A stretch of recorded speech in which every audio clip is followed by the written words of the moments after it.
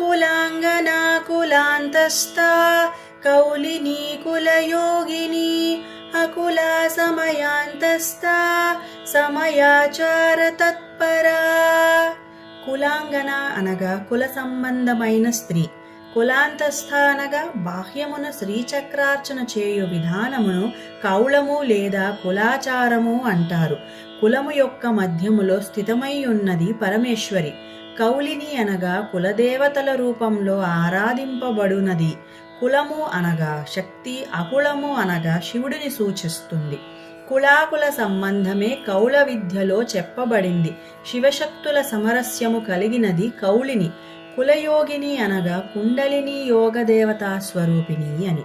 అకుల అనగా అకులా స్వరూపురాలు. కులమార్గం అనగా షట్చక్రములో ఉన్న దారి అటుపైన సహస్రార చక్రమును అకులం అంటారు. శివుని చేత సృష్టించబడినది కాబట్టి కులము లేనిది అని మరొక తాత్పర్యం.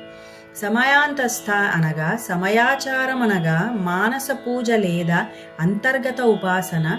సమయాచారులకు పురశ్చరణ, హోమ, జప, బాహ్య పూజ విధి విధానాలు వర్తించవు. మహాదేవి సమయాచార అంతర్వర్తిని. సమయాచార తత్పర అనగా సమయాచారముతో ఆసక్తి గలది అని.